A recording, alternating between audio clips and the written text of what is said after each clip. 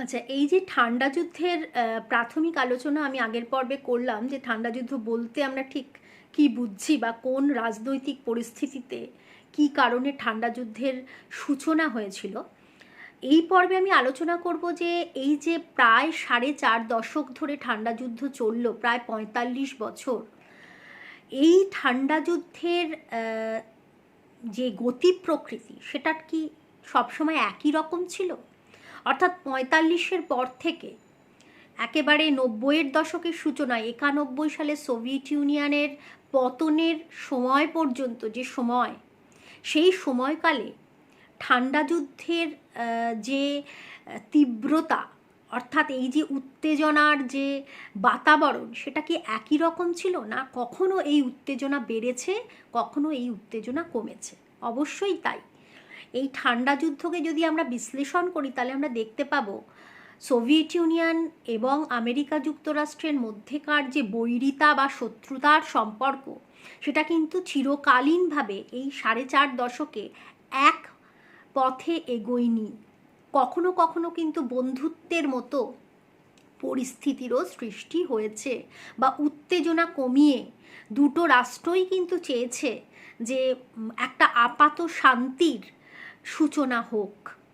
তাই জন্যই কিন্তু আমরা বলতে পারি যে এই ঠান্ডা যুদ্ধকে আমরা কিন্তু একইভাবে বা এক পথে চলতে দেখি না। কখনো উত্তেজনার পারদ বাড়ে, আবার কখনো উত্তেজনার পারদ কমে। এ প্রসঙ্গে একটা কথা তোমাদের বলে রাখি, এই যে ঠান্ডা যুদ্ধকে কেন্দ্র করে দ্বিতীয় বিশ্বযুদ্ধ পরবর্তী বিশ্ব পরিস্থিতিতে পৃথিবী দুটো শিবিরে বিভক্ত হয়ে গেল, দুটো ক্ষমতার ব্লকে, যেটাকে আমরা বলতে পারি দুটো ক্ষমতা শিবিরে বিভক্ত হয়ে গেল, সোভিয়েত শিবির এবং মার্কিন শিবির। এই ঘটনাটাকে কিন্তু আন্তর্জাতিক সম্পর্কের যারা বিশ্লেষক তারা বলছেন পৃথিবীর ক্ষেত্রে দ্বিমেরু কেন্দ্রিকতা বা বাইপোলারিটি। অর্থাৎ পৃথিবীর ক্ষমতা কি হলো, দ্বিতীয় বিশ্বযুদ্ধ পরবর্তী পরিস্থিতিতে পৃথিবীর দুটো মেরু থেকে নিয়ন্ত্রিত হতে শুরু হলো। এক মেরুতে রইল সোভিয়েত ইউনিয়ন এবং তার অধীন যে সমস্ত সমাজতান্ত্রিক দেশগুলো রয়েছে তারা, এবং আরেক মেরুতে রইল আমেরিকা যুক্তরাষ্ট্র এবং তার অধীন উদারনৈতিক গণতান্ত্রিক মতবাদে বিশ্বাসী বা পুঁজিবাদে বিশ্বাসী রাষ্ট্রগুলো। এইভাবে যে ক্ষমতাকে মূলত দুটো মেরু থেকে নিয়ন্ত্রণের একটা খেলা চলল এই পুরো ঠান্ডা যুদ্ধের পরিস্থিতি জুড়ে, এই রকম উদ্ভূত পরিস্থিতিকেই বলা হচ্ছে বাইপোলারিটি বা দ্বিমেরু কেন্দ্রিকতা। ঠিক আছে, এবারে আমরা চলে আসি যে ঠান্ডা যুদ্ধ ঠিক শুরু থেকে কিভাবে কোন কোন রাজনৈতিক ঘটনাকে কেন্দ্র করে এগোলো। এখানে বলে রাখি, যে সমস্ত রাজনৈতিক ঘটনাগুলোর এখানে উল্লেখ হবে সেগুলোর প্রত্যেকটার থেকেই কিন্তু ছোট প্রশ্ন আসবে, ফলে তোমরা কিন্তু এই ঘটনাগুলোর ওপরে একটু বিশেষ নজর দিয়ে পড়ার সময় পড়বে। প্রাথমিকভাবে যেটা আমরা জানি যে দ্বিতীয় বিশ্বযুদ্ধের অব্যবহিত পরেই ইউরোপের যে বেহাল অর্থনীতি, যে রাজনৈতিক ভগ্নদশা বিভিন্ন ইউরোপীয় শক্তিগুলোর ক্ষেত্রে আমরা দেখেছিলাম, সেই পরিস্থিতি থেকে ইউরোপকে উদ্ধারের জন্যে এবং বিভিন্ন ইউরোপীয় শক্তিগুলির অভ্যন্তরীণ পুনর্গঠনের জন্যে, ঠিক আছে, আমেরিকা যুক্তরাষ্ট্রের তরফে ট্রুম্যান ঘোষণা এবং মার্শাল পরিকল্পনা নেওয়া হয়েছিল।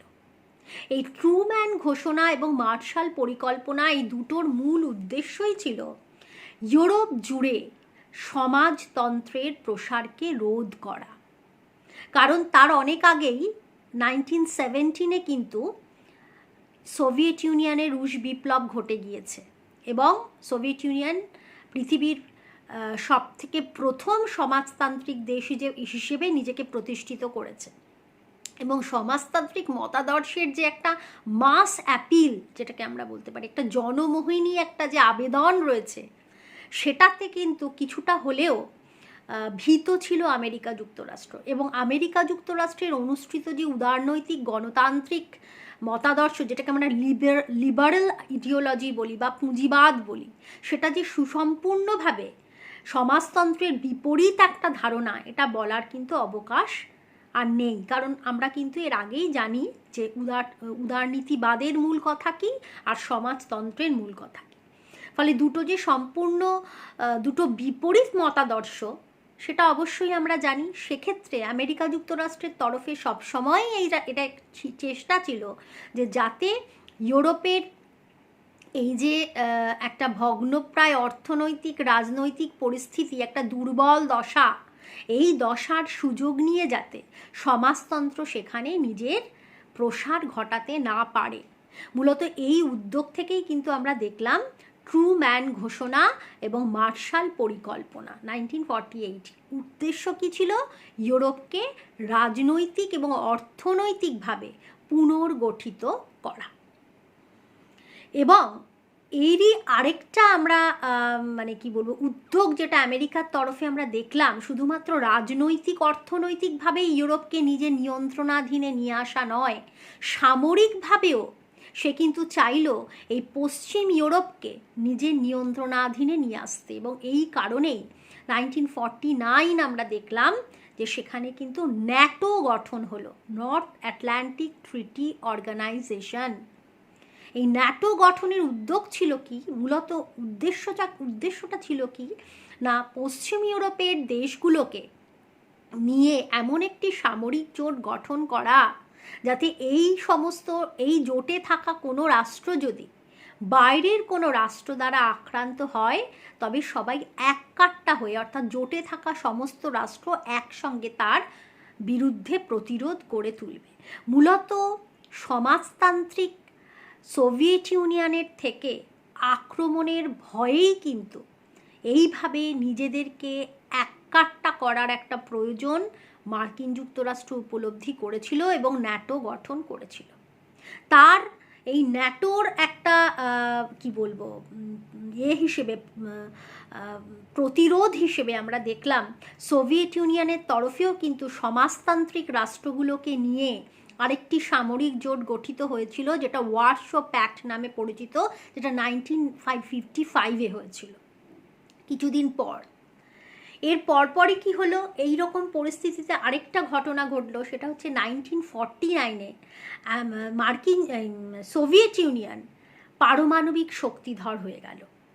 মার্কিন যুক্তরাষ্ট্র আগে থেকেই পারমাণবিক শক্তিধর ছিল, অর্থাৎ তারা নিউক্লিয়ার পাওয়ার ছিল, কিন্তু 49 যখন সোভিয়েত ইউনিয়ন নিজেকে নিউক্লিয়ার পাওয়ার হিসেবে এস্টাবলিশ করলো, তখন কিন্তু ঠান্ডা যুদ্ধের যে বাতাবরণ সেটা আবার গরম হয়ে উঠলো। কেন কি এখন তো একেবারে মানে কি বলবো মানে সমানে সমানে টক্কর হবে, ঠিক আছে? দুটো পরস্পর শত্রু দেশ দুজনেই যখন নিউক্লিয়ার তোমার ক্ষমতা সম্পন্ন হয়ে যায়, পারমাণবিক ক্ষমতা সম্পন্ন, তখন তাদের মধ্যে যে শত্রুতা বা বৈরিতা সেটা যে একেবারে সমানে সমানে হবে সেটা আর বলার অপেক্ষা রাখে না। এইভাবে যখন ঠান্ডা যুদ্ধ এগোচ্ছে, এরপরে আমরা দেখলাম যে 50-এ এসে 1950-তে এসে ঠান্ডা যুদ্ধ ইউরোপের ভূখণ্ড ছেড়ে প্রবেশ করলো এশিয়ায়। এবং মূলত যে ঘটনাটিকে কেন্দ্র করে এশিয়ায় ঠান্ডা যুদ্ধের প্রভাব এসে পড়ল, সেই ঘটনাটি হচ্ছে কোরিয়া যুদ্ধ। 1950 থেকে 53 পর্যন্ত চলেছিল। এখানে কি হলো না, এখানে দেখা গেল যে কোরিয়ার উত্তর অংশ বা উত্তর কোরিয়া, যেটা মূলত সোভিয়েত প্রভাবিত ছিল, এবং দক্ষিণ কোরিয়া, যেটা মূলত আমেরিকা বা মার্কিন যুক্তরাষ্ট্রের প্রভাবিত একটি দেশ ছিল, সেখানে এই দুটো দেশের মধ্যে একটা লড়াই শুরু হয়ে গেল। মূলত সোভিয়েত ইউনিয়নের প্রভাবিত যে উত্তর কোরিয়া, সে আক্রমণ করে বসলো মার্কিন প্রভাবিত দক্ষিণ কোরিয়াকে।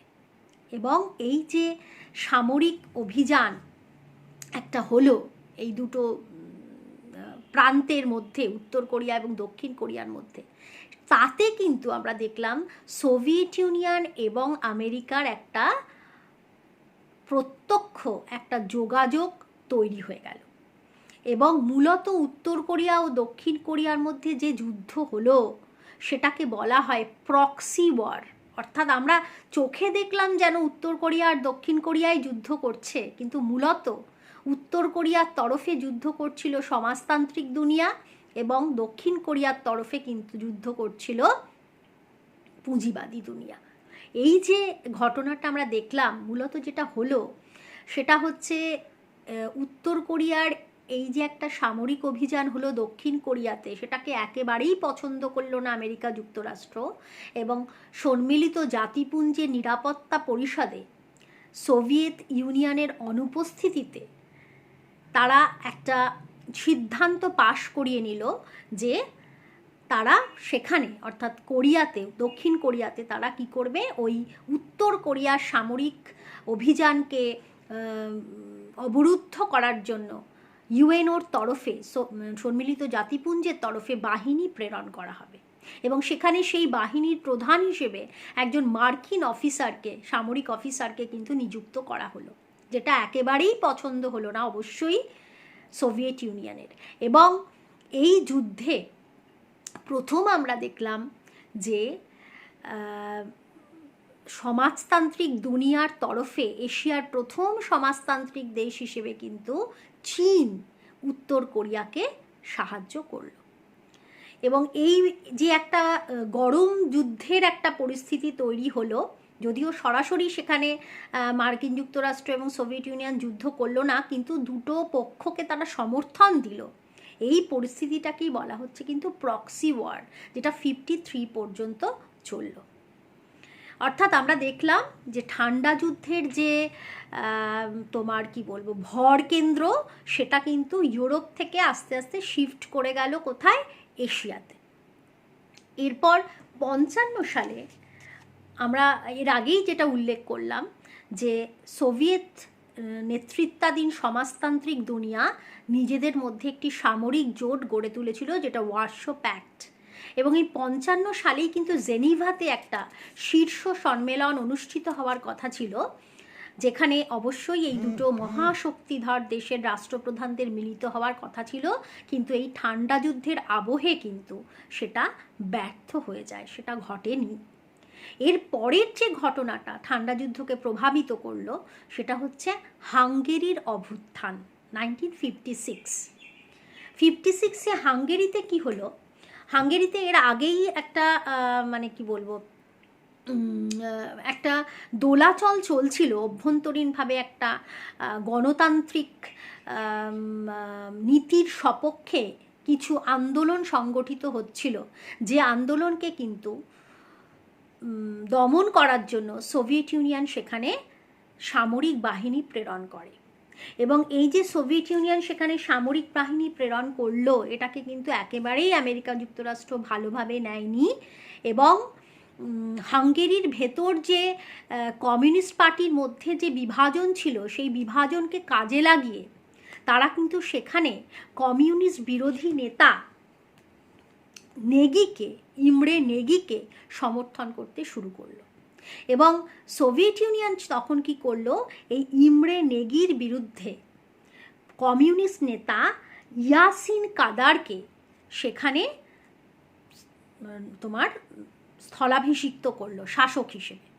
এবং এই যে একটা পরিস্থিতি সেখানে তৈরি হলো, অর্থাৎ মূলত সামরিক বাহিনীকে প্রেরণ করে সোভিয়েত ইউনিয়নের তরফে হাঙ্গেরিতে সমাজতন্ত্র প্রতিষ্ঠার এবং বলবৎ রাখার যে চেষ্টা, সেটাকে কিন্তু পুঁজিবাদী মার্কিন দুনিয়া একেবারেই ভালো চোখে দেখল না। এবং সোভিয়েত ইউনিয়নের এই হাঙ্গেরির ওপর যে অনধিকার প্রবেশ, এটাকে কিন্তু তারা সমাজতান্ত্রিক সাম্রাজ্যবাদ বলতে শুরু করলো, যেটা হচ্ছে আসলে সোশ্যালিস্ট ইম্পেরিয়ালিজম। এবং পরবর্তী পর্বে একই বছরে আবার 1956-এই আরেকটি সংকট ঘনীভূত হলো, সেটা হচ্ছে সুয়েজ সংকট। মূলত সুয়েজ খালকে কেন্দ্র করে এই সংকট ঘনীভূত হয়েছিল। এখানে দেখা গেল যে এই সুয়েজ খাল একটি অন্যতম বাণিজ্যিক পথ হিসেবে ব্যবহৃত হতো, এবং এই সুয়েজ খালকে মিশরের সরকার মিশর তখন নাসের ছিলেন সেখানকার রাষ্ট্রপ্রধান, তিনি তাকে জাতীয়করণ করেন। এর ফলে ব্রিটেন কিন্তু ভীষণভাবে ক্ষতিগ্রস্ত হচ্ছিল বাণিজ্যিকভাবে, কেন কি এই পথকে তারা ব্যবহার করত তাদের ব্যবসায়িক উদ্দেশ্যে। এই অঞ্চলটাতে তাদের প্রচুর তোমার তৈল কোম্পানি ছিল, অয়েল কোম্পানিজ ছিল ব্রিটেনের, যেগুলোতে কিন্তু তারা অ্যাক্সেস করতো, যোগাযোগ রাখতো মূলত কিন্তু এই তোমার খালটাকে ব্যবহার করে। ফলে ব্রিটেনের আর্থিক স্বার্থ কিছুটা বিঘ্নিত হলো। ফলে তারা কিন্তু মিশরের বিরুদ্ধে গেল এবং তারা সেখানে আমেরিকা তখন ব্রিটেনকে সাহায্য করলো এবং সেখানে কিন্তু একটা সামরিক একটা অবরোধের পরিস্থিতি তৈরি হলো। এবং একইভাবে আমরা দেখলাম যে এই সংকটে কিন্তু আমরা দেখলাম সোভিয়েত ইউনিয়নও প্রবেশ করলো এবং মিশরকে অর্থাৎ নাসেরকে কিন্তু তারা সাহায্যের চেষ্টা করলো। ফলে সুয়েজ সংকটকে কেন্দ্র করেও আমরা দেখলাম যে মার্কিন যুক্তরাষ্ট্র এবং সোভিয়েত ইউনিয়ন পরস্পর মুখোমুখি দুটো তোমার শক্তি হিসেবে নিজেদেরকে দেখলো এবং পরস্পরের এই যে বৈরিতা এবং শত্রুতা সেটাকে তারা কিন্তু এই সুয়েজ সংকটের আড়ালেও সেটাকে কিন্তু তারা বর্ধিত করার চেষ্টা করলো। এটা হচ্ছে 1956-এর সুয়েজ সংকট বা যেটাকে আমরা বলছি সুয়েজ সমস্যা। এরপর যেটা ঘটলো যে ঘটনাটা সেটা হচ্ছে 1960-তে U-2 বলে একটি মার্কিন গোয়েন্দা বিমানকে সোভিয়েত ভূখণ্ডে গুলি করে নামানো হয়, যে ঘটনা কিন্তু ঠান্ডা যুদ্ধের পরিস্থিতিকে যথেষ্ট গরম করে তুলেছিল এবং দুটো দেশের মধ্যে উত্তেজনা চরমে পৌঁছেছিল। এই বছরই কিন্তু সোভিয়েত রাষ্ট্রপ্রধান এবং মার্কিন রাষ্ট্রপ্রধানের মধ্যে একটা বৈঠক হওয়ার কথা ছিল ক্রুশ্চেভ এবং আইজেনহাওয়ারের মধ্যে, যেটা কিন্তু সম্পূর্ণরূপে ব্যর্থ হয়ে গেল। আর 1960-তে আরেকটা যে আন্তর্জাতিক ঘটনা যাকে কেন্দ্র করে ঠান্ডা যুদ্ধের পারদ চলল সেটা হচ্ছে কঙ্গো সমস্যা বা কঙ্গো সংকট। আফ্রিকার একটি দেশ কঙ্গো, যার ওপর মূলত বেলজিয়ামের প্রাধান্য ছিল, অর্থাৎ বেলজিয়ামের উপনিবেশ ছিল সেটি, কিন্তু দ্বিতীয় বিশ্বযুদ্ধের পরবর্তী পর্বে যখন ধীরে ধীরে সমস্ত উপনিবেশগুলোই আস্তে আস্তে স্বাধীন হয়ে যাচ্ছিল তখন বেলজিয়ামও কিন্তু এই কঙ্গোর ওপর থেকে নিজের অধিকার ছেড়ে দেয় এবং কঙ্গো স্বাধীন হয়। কিন্তু স্বাধীন হলে কি হবে, কঙ্গোর অভ্যন্তরে বিভিন্ন জাতিগোষ্ঠীগুলোর মধ্যে ক্ষমতা দখলকে কেন্দ্র করে কিন্তু একটা গৃহযুদ্ধের পরিস্থিতি তৈরি হয়েছিল এবং পরিস্থিতি এতটাই ঘোরালো হয়ে ওঠে যে কঙ্গোতে জাতীয়তাবাদী নেতা প্যাট্রিস লুমুম্বা তিনি মারা যান, মানে তাকে হত্যা করা হয়। এই যে একটা টালমাটাল একটা গৃহযুদ্ধের পরিস্থিতি কঙ্গোতে, সেই সময়তে কিন্তু সোভিয়েত ইউনিয়ন এবং মার্কিন যুক্তরাষ্ট্র দুজনেই কঙ্গোর ভেতরে গিয়ে দুটি পরস্পর বিরোধী গোষ্ঠীকে সমর্থন করতে শুরু করে। অর্থাৎ মূলত কঙ্গোর ওপরে কে আধিপত্য রাখতে পারবে, কঙ্গোতে সোভিয়েত অনুসারী নাকি মার্কিন অনুসারী একটি সরকার প্রতিষ্ঠিত হবে, এই যে টানাপোড়েন এটাকে কেন্দ্র করে কিন্তু আমরা দেখলাম যে আবার ঠান্ডা যুদ্ধের পরিস্থিতি ঘোরালো হয়ে উঠল। এর পরের যে ঘটনা সেটা কিন্তু খুবই গুরুত্বপূর্ণ ঘটনা, যেটা ঠান্ডা যুদ্ধের পরিস্থিতিকে বিশেষভাবে প্রভাবিত করেছিল এবং উত্তেজনার পারদ একেবারে তুঙ্গে তুলে দিয়েছিল।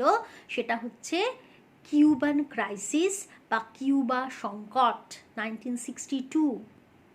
এই কিউবা সংকটের সময় কি হলো না, কিউবা হচ্ছে মার্কিন যুক্তরাষ্ট্রের একেবারে খুব কাছে থাকা একটি দেশ, যে দেশটিতে 1959-এ কমিউনিস্ট সরকার প্রতিষ্ঠিত হয়। মানে আমেরিকা যুক্তরাষ্ট্রের একেবারে ঘাড়ের কাছে নিঃশ্বাস ফেলা একটা ছোট্ট দেশ, যে দেশে কিন্তু তোমার কমিউনিস্ট ধ্বজা উড়ে গিয়েছিল। যেটা কার ঘুম কেড়ে নিয়েছিল? অবশ্যই আমেরিকার ঘুম কিছুটা হলেও কিন্তু কেড়ে নিয়েছিল। এবং আমেরিকা কিন্তু একেবারে সূচনা লগ্ন থেকেই, এর জন্ম লগ্ন থেকেই একে নানাভাবে তোমার ধ্বংস করার যে ইচ্ছা সেটা পোষণ করছিল। আমেরিকান আগ্রাসন থেকে মূলত কিউবাকে বাঁচানোর জন্য সোভিয়েত ইউনিয়ন কি করে না, এই 62তে কিউবাতে একটি তোমার মাঝারি পাল্লার ক্ষেপণাস্ত্র স্থাপনের চেষ্টা করে, যেটার কারণে এই যে মাঝারি পাল্লার ক্ষেপণাস্ত্র উৎক্ষেপণ কেন্দ্রের যে চেষ্টা, যেটা সোভিয়েত ইউনিয়নের তরফে হয়েছিল, সেটাকে একেবারেই ভালো চোখে দেখেনি আমেরিকা যুক্তরাষ্ট্র।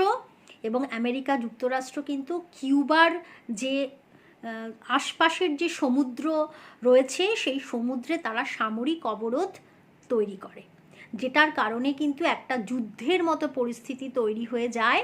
এবং মূলত কিউবার অস্তিত্বকে রক্ষার কারণেই তখন কিছুটা পিছু হটতে বাধ্য হয় সোভিয়েত ইউনিয়ন, এবং সোভিয়েত ইউনিয়ন কিন্তু সেখান থেকে সেই সামরিক উৎক্ষেপণ কেন্দ্র মানে যেটা সে তৈরি করার চেষ্টা করছিল সেটাকে কিন্তু সে তুলে নেয়, অর্থাৎ সেখানে আর সেটা হয় না, সেই উৎক্ষেপণ কেন্দ্র সেখানে স্থাপিত হয় না। তবে এই স্থাপন বন্ধ করার আগে তারা আমেরিকা যুক্তরাষ্ট্র থেকে কিন্তু এই মর্মে একটি তোমার কি বলবো দাবি আদায় করে নেয় যে তারা ভবিষ্যতে কিউবাকে কখনো আক্রমণ করবে না।